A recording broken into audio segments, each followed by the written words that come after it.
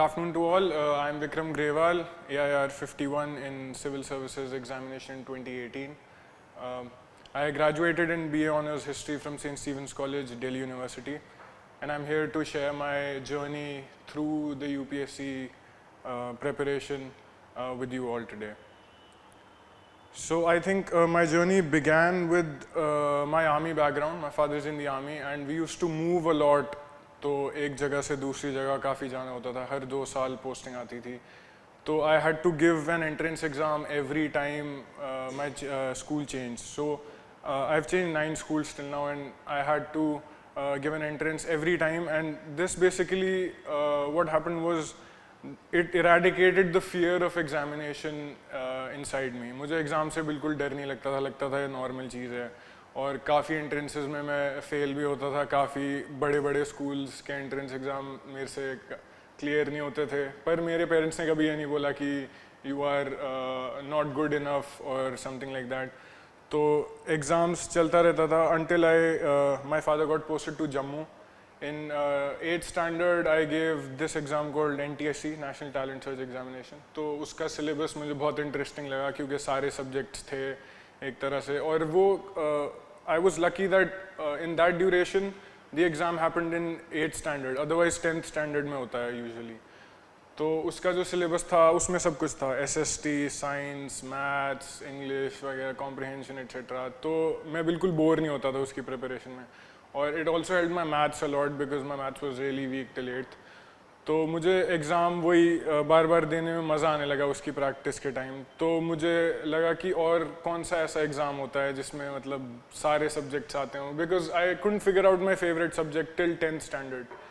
And like most of the people would tell you, toppers would tell you that उनका childhood dream था IAS बनना, या फिर while working they realized that they can contribute more to the society through UPSC. मेरा initial motivation था कि मेरा कोई फेवरेट सब्जेक्ट ही नहीं था. तो ऐसा एग्ज़ाम चूज़ करो कि जिसमें काफ़ी सारा कुछ पढ़ना पड़े डिफरेंटली, बट ये डिफरेंटली और बोर ना हो बेसिकली. तो in 10th standard I remember the exact day when I decided कि I wanted to do UPSC, and it was regarding the final day boards के बाद जब स्ट्रीम चूज़ करने का पॉइंट आया कि whether I have to do non medical और medical और कॉमर्स और arts.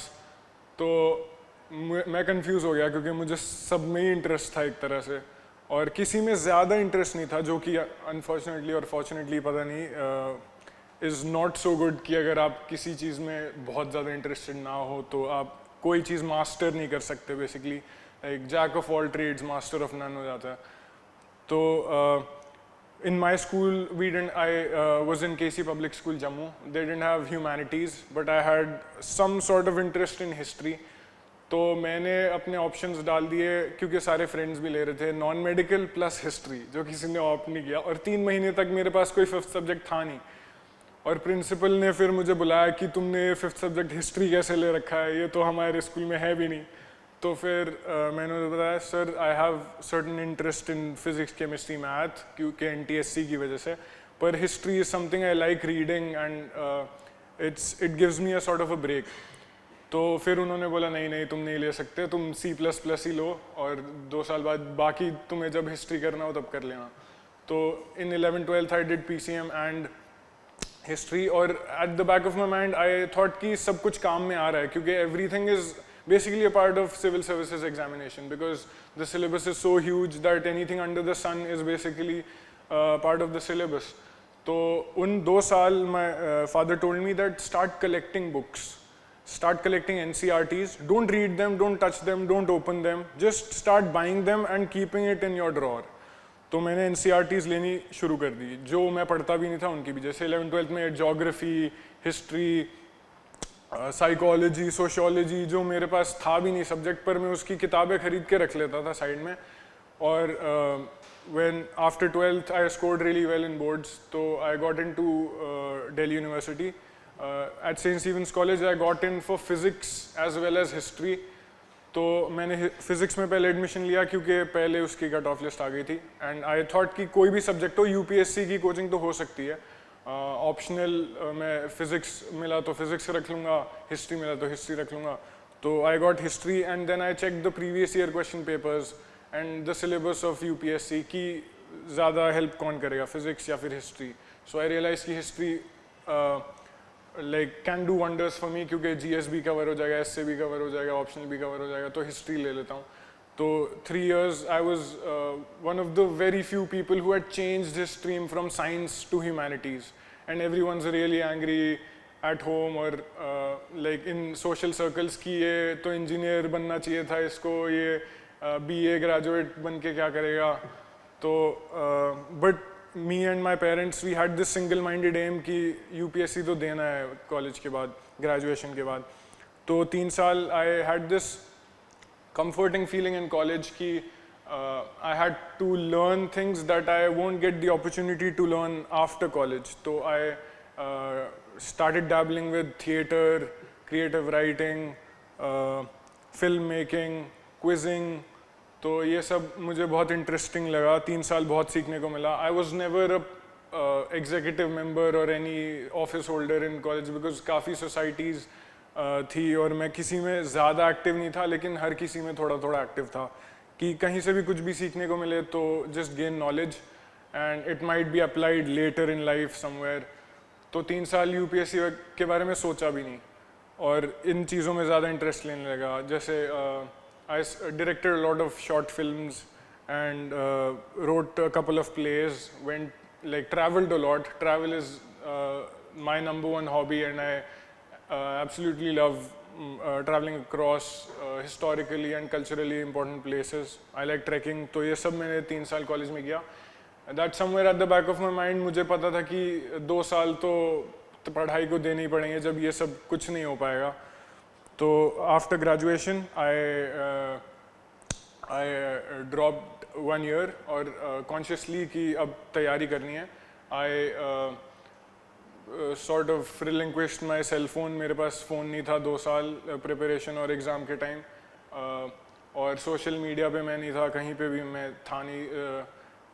Basically my single minded aim was to prepare for the exam. तो मैंने प्रिपरेशन फाइनली स्टार्ट की अगस्त 2017 में. I graduated, I gave my exams in May, June 2017.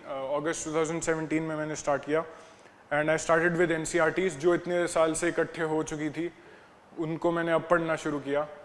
और also college में बहुत सारी बुक्स थी जो नेचुरल रीडिंग के लिए और आपका बेस बनाती हैं, वो पढ़ना काफ़ी शुरू किया. Reading has been very important part of my life since childhood, क्योंकि आर्मी लाइब्रेरीज हर कैंट में होती हैं पर कोई यूज़ नहीं करता उन्हें. तो हम ही कुछ बच्चे, कुछ दोस्त वहाँ जाके कॉमिक्स काफ़ी पढ़ी और ये सब. I distinctly remember in my interview also they asked me कि तुम्हारा फॉरेन अफेयर्स में इंटरेस्ट कैसे हुआ. तो आई टोल्ड देम कि there is this comic called adventures of Tintin where which actually inspired me to study world affairs. तो ये सब हाँ रीडिंग की वजह से फाउंडेशन थोड़ा बनता गया. पर जब प्रिपरेशन स्टार्ट हुई तो अगस्त से लेकर सितंबर, अक्टूबर, नवंबर तक मैंने NCERT सारी ख़त्म की. I use to make an action plan. My basic routine was 8+8+8. 8 घंटे पढ़ाई, 8 घंटे सोना, 8 घंटे बाकी सब कुछ करना. And I am not really a good student at night. तो फिर मैं रोज़ सुबह उठता था 6 बजे और 10 बजे सो जाता था शाम को. तो ये बहुत ही डिसिप्लिन्ड एक्शन प्लान होता था मेरा. And I use to revise it every week, every month, every 2 months. And there were 3 basic things. There was an action plan, there was a strategy, and there was basically a general outlay of what syllabus has to be finished in 1 week or 1 month. तो इन 3 महीने में NCERT सारे subjects की सब खत्म किया. लक्ष्मीकांत धीरे धीरे थोड़ा स्टार्ट किया. Extra books I did not read. I stuck to NCERT basically because I didn't know of the other books, but it actually worked in my favor. मैं confused नहीं हुआ इतना कि ये किताब भी पढ़ लेता हूँ, ये भी पढ़ लेता हूँ, ये भी पढ़ लेता हूँ. NCERT इसको बार बार पढ़ा. तो नवंबर तक ये सब चलता रहा. और फिर नवंबर के बाद for 2 months I dedicated wholly to history, my optional. मैंने GS छुआ भी नहीं. दो महीने हिस्ट्री के बहुत ही कॉम्प्रिहेंसिव नोट्स बनाए फॉर बोथ पेपर्स, और उनको रिवाइज करता गया, अपडेट करता गया धीरे धीरे। न्यूज़पेपर जो कि एक बहुत इम्पॉर्टेंट पार्ट है इस प्रिपरेशन का, वो भी मैंने कॉलेज में ही स्टार्ट किया, क्योंकि जम्मू में द हिंदू, इंडियन एक्सप्रेस ये सब आते नहीं थे, और आते थे तो लेट आते थे। तो when I came to Delhi in college, I started reading the Hindu in college only. Initially I read it in library, but वहाँ लाइन लग जाती थी वही अखबार पढ़ने के लिए, तो मैंने बाद में रूम पे ऑर्डर करना सब्सक्राइब किया। और 3 साल अगर मैंने कॉलेज में कुछ यूपीएससी के लिए सीखा होगा तो वो होगा कि न्यूज़पेपर कैसे पढ़ना है, क्योंकि पहले 3 घंटे लगते थे पेपर ख़त्म करने में। धीरे धीरे धीरे धीरे 3 साल बहुत टाइम लिया आराम से। अब मैं हाफ एन आवर 45 मिनट्स में ख़त्म कर देता हूँ newspaper, according to the UPSC frame of mind. तो न्यूज़पेपर मैंने द हिंदू रखा जब मैं घर पे था, 1 साल ड्रॉप करके, तो इंडियन एक्सप्रेस भी सब्सक्राइब किया, साथ साथ पढ़ा। वो काफ़ी इंफॉर्मेटिव न्यूज़पेपर थे दोनों। इसके अलावा after history optional the 2 months I spent, नवंबर दिसंबर, तो नया साल आ गया 2018, the year of the examination. I knew कि अब 6 मंथ्स बचे हैं, 3 जून को प्रीलिम्स था, तो I had to intensify on giving mock tests. तो मॉक टेस्ट्स मैंने पहले फ्रीक्वेंसी रखी कि every 15 days 1 mock, then every 10 days 1 mock, then every 5 days 1 mock, every 3 days, every 2 days. By the time I reached June, it was like 2 mocks per day, along with the solutions. तो preparation के time मैंने ये ध्यान रखा कि मैं कहीं ज़्यादा ट्रैवलिंग और कम्यूटेशन में टाइम नहीं स्पेंड करूँगा। तो I bought printer, scanner, and everything was online. I was involve with GS course optional also, तो भी रिगरस था, ऑनलाइन था, टेस्ट सीरीज देता रहा मैं रेगुलरली। और वही प्रीलिम्स तक 3 जून को प्रीलिम्स था, और मुझे लग रहा था कि हाँ 1 साल की प्रिपरेशन रिगरस है तो हो जाना चाहिए। But when I went to give my exam at the center, first of all I was very impressed with the school and the teachers. They were very accommodative, क्योंकि पहले मैं एग्ज़ाम्स देता था तो बहुत ही मतलब मेटिकुलस कि नहीं आपको नहीं पता आपको कहाँ बैठना है, कहाँ पे आपके एडमिट कार्ड, ये वो बहुत ही ज़्यादा कंफर्टेबल फील कराया उन सब ने। और स्कूल का इंफ्रास्ट्रक्चर वगैरह भी बहुत बढ़िया था। मेरे को तो काफ़ी साल बाद पहली बार मैं दिल्ली का कोई स्कूल देख रहा था, तो वो भी काफ़ी इम्प्रेसिव था। तो उसमें प्रीलिम्स में क्या हुआ कि for the first hour I was very surprised कि हिस्ट्री से इतने क्वेश्चंस हैं और मुझे आते भी नहीं क्योंकि बहुत डिटेल्ड थे। तो I was very careful in marking the options, क्योंकि when I was giving mocks I was scoring 40-50 initially, and then I went on to score 140-160 तक टच हो गए थे। और फिर यहाँ पे प्रीलिम्स आता है यूपीएससी का, जिसमें मैंने एक्सपेक्ट किया कि इतने सारे मॉक्स किए हैं, मतलब 200-300 मॉक्स करके आया मैं, फिर भी वहाँ से कुछ नहीं आ रहा। तो पर मुझे ये रियलाइज़ हुआ कि subconsciously my mind was trained to work out solutions, कि डायरेक्ट वो तो आएगा नहीं क्वेश्चन, लेकिन आप वर्कआउट कर सकते हो जैसा कि आपने एक्सपीरियंस किया है मॉक्स देते हुए। तो 1 घंटा मैंने काफ़ी केयरफुली मार्क किए अपने आंसर्स, और मैं बैक फुट पे था एक तरह से। एंड आई रियलाइज कि 1 घंटा बचा है और आधे से भी ज़्यादा क्वेश्चंस पढ़ने ही बचे हैं और फिर रिवाइज करना बचा है और मार्क नहीं किए थे सर्कल्स। तो आई डिसाइडेड कि अब एग्रेसिव होना पड़ेगा, there is no point in being defensive. तो I attempted like 90 questions and went ahead. और मोर और लेस वो दिन थोड़ा प्रॉब्लमैटिक था शुरू में, लेकिन लेटर आई रियलाइज कि नहीं हो जाना चाहिए इतना, मतलब इतना बुरा भी नहीं हुआ पेपर कि ख़राब हुए, लेकिन हो जाना चाहिए क्लियर एक तरह से। But rather than wasting time on analyzing prelims, I started my mains preparation only. मैं थोड़ा ब्रेक लेने के लिए अपने दादाजी नाना जी के पास गया, 1 हफ्ता 2 हफ्ता। तो वापस आके I was back in the game. I was doing a mock paper every 3 days, क्योंकि 3 मंथ बचे थे, और it was very a short period of time because prelims का result भी नहीं आया था, and it was a very confusing time for other candidates as well, I am sure.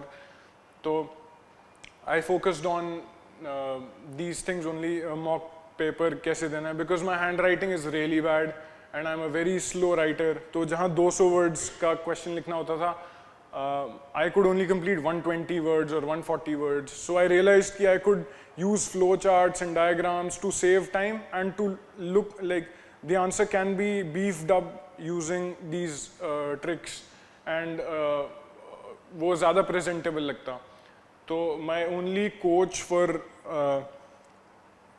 answer writing was my father, because he doesn't quite understand the technicalities of subjects, but he has this ability of simplifying things very easily. कि अच्छा approachable problem है तो इसमें introduction क्या होना चाहिए, body, conclusion, basic चीज़ें which an examiner expects. Other than that, my mother was very, very supportive of me. She also became a sort of syllabus expert by the end of this journey. I was the first person from my family to give this exam. तो हर कोई interested था कि ये होता कैसे है, ये इतना इम्पोर्टेंट क्यों है एग्ज़ाम, हर कोई इतने अटेम्प्ट्स लगाता है, कैसे पढ़ता है, कैसे क्या. तो my entire family, even my cousins, everyone was very interested throughout, since prelims, since mains, interview, her part पे बहुत सपोर्ट रहा.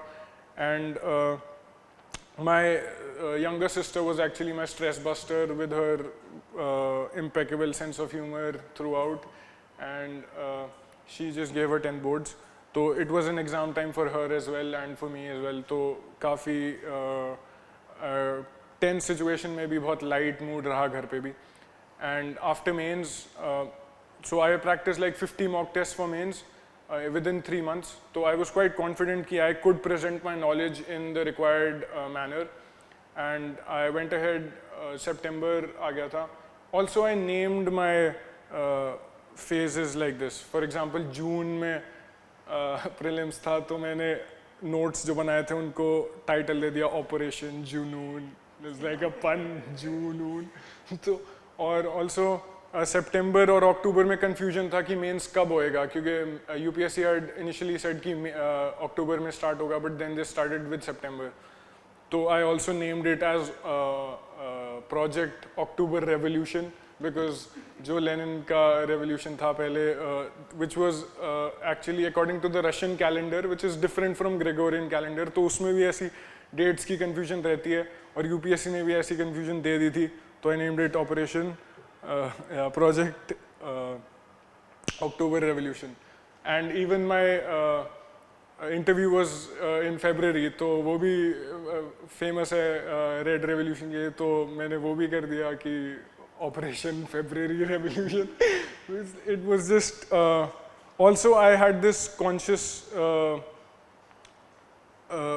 mind frame कि जो भी कुछ हो रहा था इस साल वो मेरे 12th से सिमिलर था. जो भी 12th में हुआ, जैसे जब मेरे एग्ज़ाम्स हो रहे थे 12th में, तब भी इलेक्शंस थे, तब भी फीफा वर्ल्ड कप आया था, इस बार भी फीफा वर्ल्ड कप आया, इस बार भी इलेक्शंस हुए, ये सब चीज़ें. तो आई वाज आल्सो थिंकिंग कि हाँ, I have to replicate those sort of marks in this attempt also, this examination also, which I did in CBSE. और तो इंटरव्यू से पहले जब मेंस ख़त्म हुए सितंबर, अक्टूबर 7th या फर्स्ट वीक ऑफ अक्टूबर में ख़त्म हो गए थे, then I suddenly I felt कि कुछ करने को ही नहीं है, कि इतनी मेहनत की 3 महीने, अब तो बहुत ही मतलब रिलैक्स्ड हो गया एकदम से. तो I started reading books that I wanted to read and would help me in my interview. तो एक्स्ट्रा बुक्स तो नहीं, जो नॉर्मल नॉन फिक्शन चलता है वो मैंने पढ़ा. डिप्लोमेसी की काफ़ी बुक्स पढ़ी by Kissinger etc. And I went to my father's place who was posted in Kashmir. तो कश्मीर घूमा काफ़ी टाइम. पहले भी मैं ज़्यादातर रहा हूँ वहाँ पे, मेरा घर जैसा ही है. तो 2 महीने वहीं पे था. And I picked up on my Urdu which I left in school. थोड़ा बहुत वापस सीखा, थोड़ी बहुत कश्मीरी फिर से सीखी, to just relax and to come back in the game after mains results. तो मेंस रिजल्ट आ गए थे दिसंबर and 20th December I think. Then we realised कि हमारा इंटरव्यू भी काफ़ी इनिशियल स्टेजेस पे है, because it's just second week. तो I came back to Delhi joined some mock interview sessions with several coaching institutes. तो मैं पहली बार करोल बाग एरिया में आया, वरना ऑनलाइन रिलेशनशिप ही रहा है कोचिंग सेंटर्स के साथ ज़्यादातर. तो यहाँ पे आके मैंने देखा कि अच्छा ये एक्चुअली करोल बाग और old Rajendra Nagar in famous parts.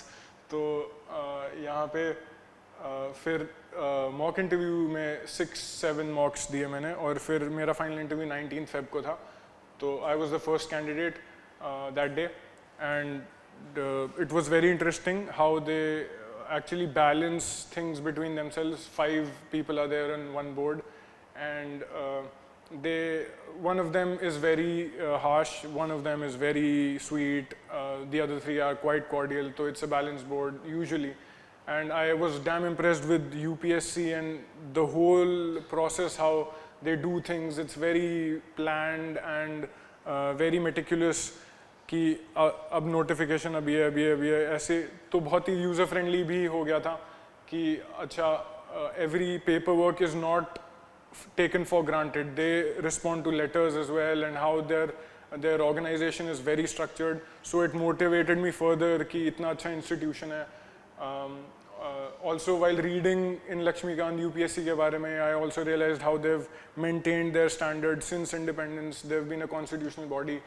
So I was very impressed and motivated. My interview finished in 40 minutes and I was free उसके बाद. तो फिर realize हुआ कि अब फिर से prelims की तैयारी में शुरू हो जाते हैं, क्योंकि कोई guarantee नहीं इस बार selection हो भी या ना हो. तो I started giving mock tests again and again because syllabus तो पूरा हो चुका था. तो इंटरव्यू के बाद mock test शुरू कर दिए थोड़ी ब्रेक के बाद. So by March end I was done with like 30-40 mock tests again, because now I discovered that it was quite interesting to just tick answers, and it felt very organic because it was a part of my routine for the past 1 year. So I didn't feel very tensed or anything, but I just kept on doing prelims कि अगर नहीं निकलता कोई बात नहीं, अगला attempt भी देंगे. Filled my form again. And fortunately on 5th April my result came, and I got the 51st rank, which is quite great. I got into the first attempt as well. तो अभी मेरे पास अभी भी cell phone है नहीं, तो मुझे ख़रीदना है. तो अगर आपके पास सजेशंस हैं तो कमेंट में डाल दीजिए. और Abhi, I have to catch up on all those friends that I haven't been in touch with for the past 2 years, with my teachers in Jammu and Delhi and a lot of relatives. So also I'm very excited because academy मैंने कभी देखी नहीं, and I don't know the whole structure और क्या कैसे चीज़ें अभी आगे रहेंगी. तो I'm very excited to actually know कि होना क्या, इसके बाद होगा क्या, ट्रेनिंग कैसी होगी, how would be the teachers, faculty over there, and what would be the calendar like. So it's a very exciting phase for me, and I am just fortunate to all those people who've been a part of this journey. I realized that I have been given an opportunity and privilege to actually ace this examination. It wouldn't have been possible without so many people, especially my parents. And मुझे तो बस बैठ के पढ़ाई करनी थी, जो कि काफ़ी इजी पार्ट है. अगर आप बाकी रिस्पेक्ट में देखो कि बाकी बहुत चीज़ें सस्टेन करना बहुत मुश्किल होता है. I just had to study, eat, sleep, wake up, study, eat, that's it. So now it's a more dynamic phase, and more I think a lot of people consider me to be one of those promising youths. So I have a lot of responsibility on my shoulders as well, and interacting with you people also motivates me further that this nation also needs a lot of energetic youth like you, and UPSC is a great examination. All the best to you all for the prelims, and it's been a great journey, a great talk with you, so all the best. Thank you.